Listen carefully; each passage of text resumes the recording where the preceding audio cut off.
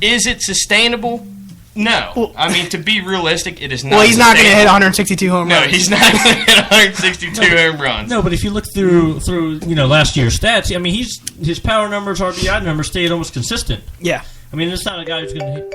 Excuse us, we have another caller calling in. We got a Chris Davis lover. Chris Schill. Chris Schill. To accept, press 1.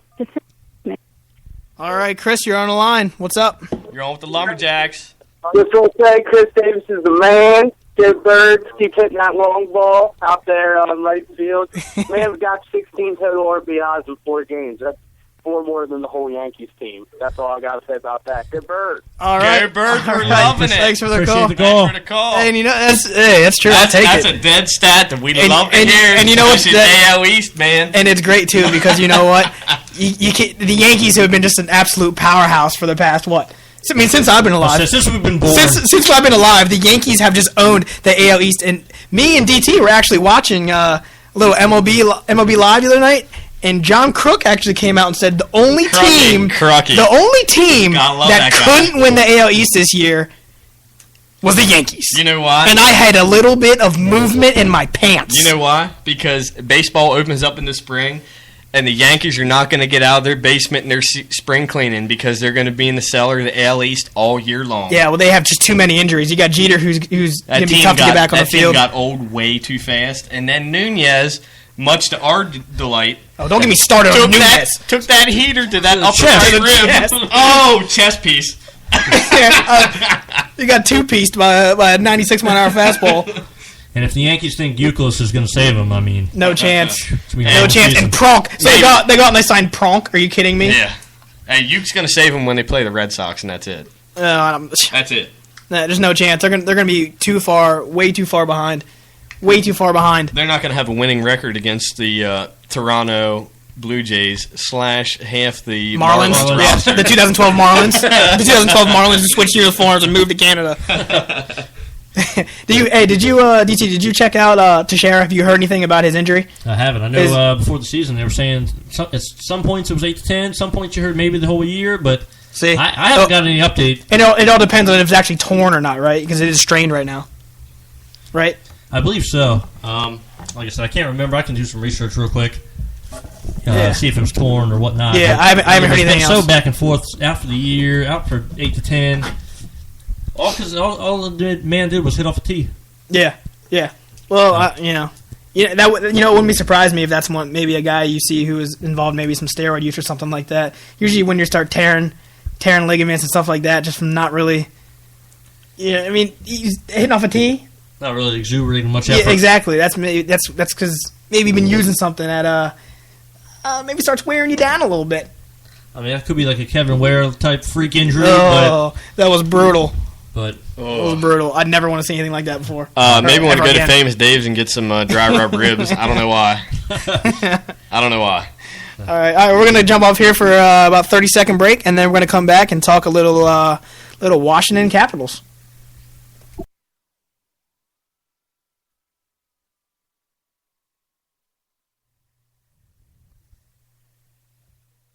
Maybach music. I don't recollect your name. Oh, baby, I don't know your name. Let me tell you that them heels really compliment your frame. Look at your body, baby. Ooh, then I gotta catch my plane. You say you miss me and you're wishing for some private time. Girl, how can we get that way? Girl, how can we get that way?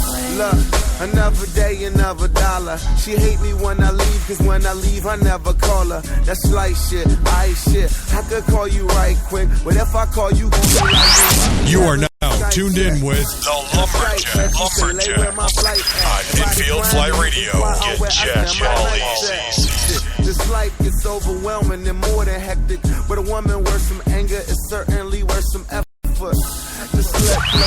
You are now tuned in with the Lumberjack on Infield Fly Radio. Get Jack all easy. All right, we're back. Just a quick 30-second break, and then we're back and we're gonna talk some Caps. CK, you want to start it off? Yeah, I'll start us off talking about your Washington Capitals. who were dreadful. We started off the season 2-8-1 in our first 11 games. Dave Thomas, do you know where we're at today? I mean, looks like we're at 18 and 17. Yeah, but that's a little. Isn't that first in the Southeast Division? That is first in the. Let's be honest. Oh, you didn't know that. DT didn't know. Look at him shaking his head. He had no idea. Ricky. As hurting as it may be, the Southeast Division, a little bit we hurting. are in first Just in a the little Southeast bit Division. hurting.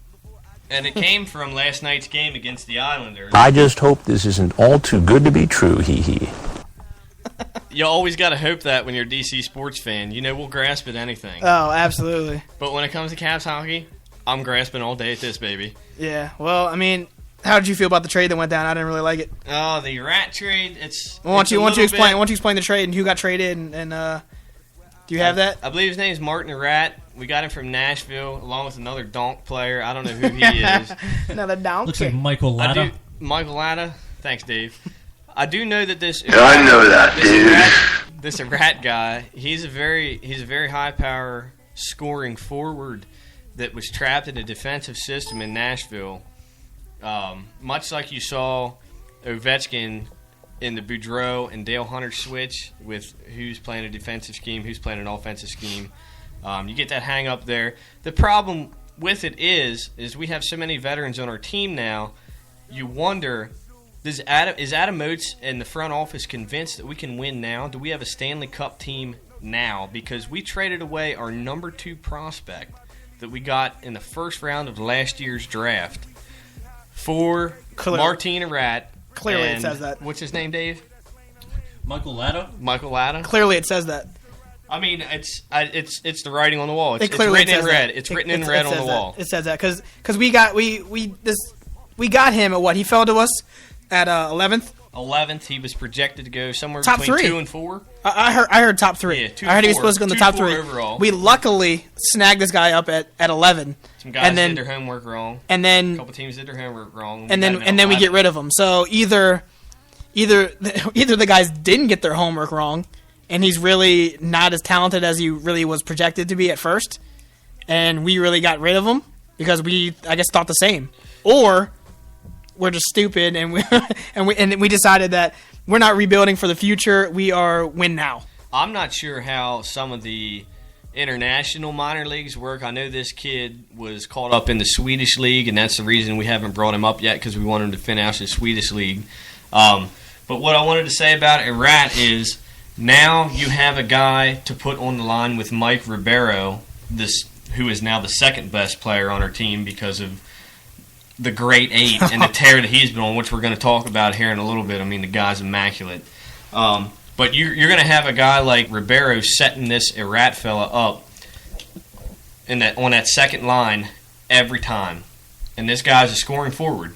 Dave, you look like something to say, bud. Hey, I was going to ask you, I watch the games, watch the Caps games. I'm not too well known in hockey, but I was going to ask you how a Rat fit in. I saw look at a quote last night. They said from a GM around the Western Conference, said he thought with Ovechkin, Ribeiro, Backstrom that it would be a great fit, but I didn't know how you saw him playing into it. Yeah, because before you answer, because I heard that him and Ribeiro are basically the same player.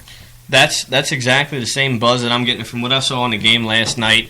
The timing is already there for a guy that you flew in. Not that Tennessee's a far flight. We're talking about this guy uprooting his life to move 4 states to the east. And this is chemistry, just not plug him in overnight and come in and play. Yeah, it's not all there yet, but from what I saw last night, it's pretty damn good. Well, I mean, it can only get better because everyone who's played sports, once you gel with the guys around you, I mean, nothing but good things can come from that. And the feeling from all the scoring lines, Ovi, Backstrom, Ribeiro. In Nashville, did he even have anybody to set him up like, say, Ribeiro can? Not really. They are completely. We're going to grind you out on the boards.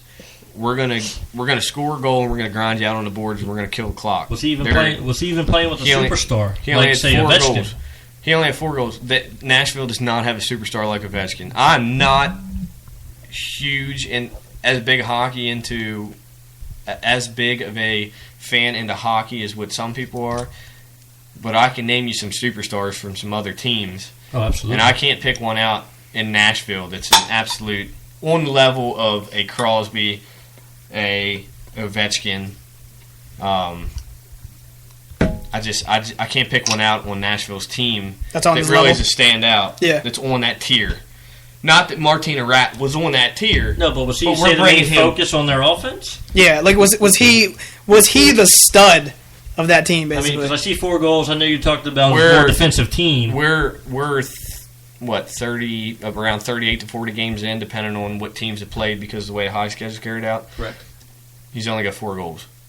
okay. Well, Look at his. If you pull up his career stats at this time of year, I mean, if you prorate it for the shortened year and everything, he's already at like plus 20 and somewhere around 30 points. no, but he is from so here in Washington though. He's an offensive guy, but it's a totally different style of play and style of offense versus what he was in, right? You heard all this talk about the Adam Oates system being defensive minded and everything, and it's because Adam Oates came in with all these studs. I mean, it's hard to come to DC with the talent that's on this team right now to wrangle these studs and get them to gel. You hear about it being defensive and stuff, and then you see us putting up. I think we've scored almost 30 points. I think we've scored almost 30 goals in our last 6 games. Another guy I was I going to mean, ask you it's about. ridiculous. Another guy I was going to ask you about was The Mike amount Green. of offense we're putting up. Mike Green is not playing on his heels anymore. I was going to say because He I is saw a getting few his days, timing back. a few weeks ago, he's making some bonehead plays. But what's he got 4 or 5 goals in the past couple games? He has, I think he has 4 goals in the last 6 games since he's been back.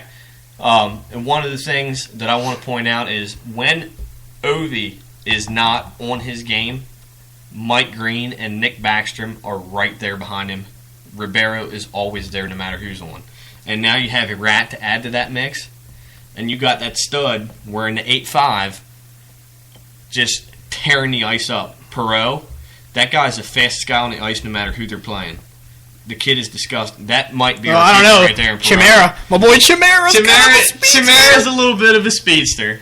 He's my boy too. But anyway, to get back on the Caps, did you have something else? No, to add? go ahead. Go ahead. I'll jump in. We are in the lead in the Southeast Conference. We are 3rd in the East Division. We won 6 of our last 8 games after starting 2-8-1, as I mentioned earlier. And what it all comes down to is our boy, the Great 8, more vodka himself, Alex Ovechkin. He had 2 shots on goal last night. Unfortunately, breaks his streak of having at least a point in his last 9 games last night, but scores the only goal in our shutout victory last night. What do you guys think about that? Well, I was going to ask you, do you think it was just with everybody kind of dogging him in the beginning of the season? I mean, because it seemed like he was getting shots on goal. It just wasn't falling for him. It might have been a little bit too much tennis down at Congressional with the silly tennis player girlfriend. Yeah, well, you know what? You can't really blame him for that. Hey, I'm telling you what, that guy can make out with his mouth closed. Now, we have about to hit our next break, but before we go to break, do you really think that this is a team that can really make a good push in the playoffs and actually go win a cup? Or do you think you're still a couple pieces away? If we start playing at home like we did last night, we're going to make a deep run just like we did last year, and we might finish. I start to feel like the Washington Caps are just the Georgetown of hockey. That we'll get to the dance. And when to the dance. And once we get there, you bounce us early. You put a road stretch on like we did up in Canada, and then come home and play the way we've been playing. We're going to make it deep, and we're going to make it serious. All right. Well, there's only one way to find out. We'll see. All right, but we're about to jump up on our next break. Go ahead and check us out at the lumberjackradio.com. That's our new site. And hit us up, Spreaker.com/show/the_lumberjacks. And then at Lumberjack Radio on Twitter. We'll be back.